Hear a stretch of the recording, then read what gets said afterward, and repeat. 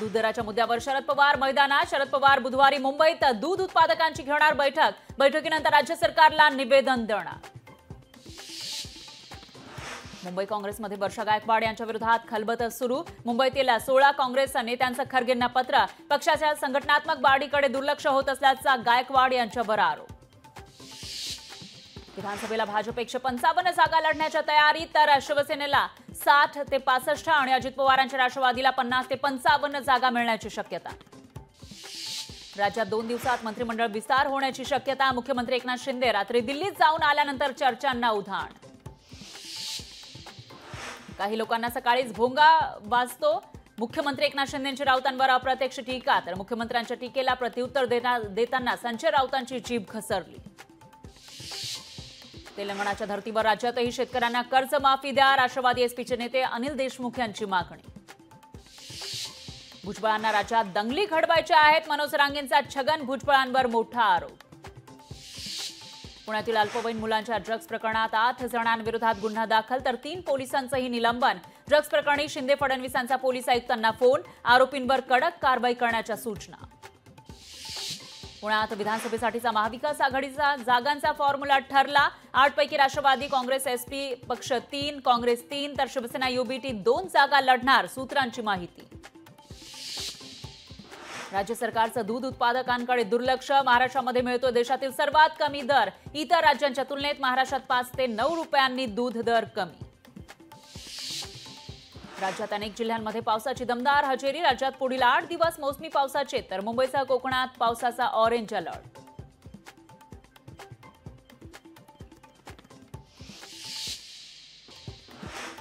अमरावतीमध्ये खासदार जनसंपर्क कार्यालयाचा वाद पेटला. महिला काँग्रेसच्या जिल्हाधिकारी कार्यालय परिसरात आंदोलन. 20 दिवस उलटूनही बळवंत वानखेडेंना कार्यालय न दिल्यानं काँग्रेस आक्रमक.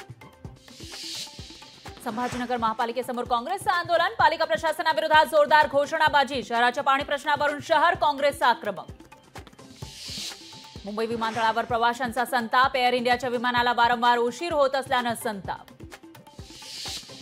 प्रीपेड मीटर सक्तीवरून कोल्हापुरात इंडिया आघाडी आक्रमक. इंडिया आघाडीकडून जिल्हाधिकाऱ्यांना निवेदन सादर. प्रीपेड मीटर सक्ती तात्काळ रद्द करण्याची मागणी. बीडमध्ये पावसामुळे पोलीस भरतीची मैदानी चाचणी पुढे ढकलली. रद्द झालेली मैदानी चाचणी 1 जुलैला होणार. पुण्यातील ड्रग्ज प्रकरणावरून जयंत पाटलांची ट्विटरवरून टीका. पुण्याची ओळख विद्येचं नव्हे तर ड्रग्ज आणि पबचं माहेरघर. पुणे राज्य सरकारमुळे बदनाम झालंय. जयंत पाटलांची राज्य सरकारवर घणाघाती टीका. मुंबई महापालिकेमध्ये 52,221 पदं रिक्त. 1 लाख कर्मचाऱ्यांवर अतिरिक्त कामाचा ताण. रिक्त पदं तात्काळ भरण्याची कर्मचाऱ्यांची मागणी.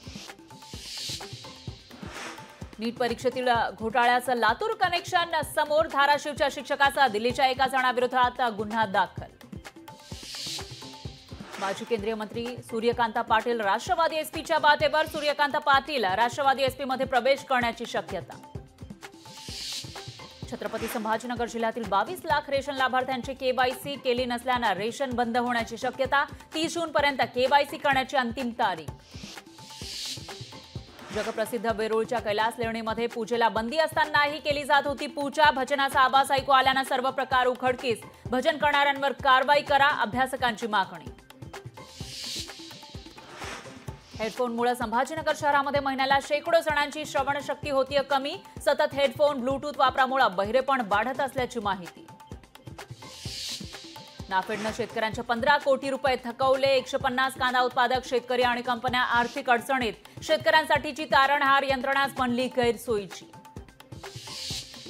जामीन स्थगितीविरोधात अरविंद केजरीवाल यांची सर्वोच्च न्यायालयात धाव. याचिकेवर तातडीनं सुनावणी घेण्याची मागणी.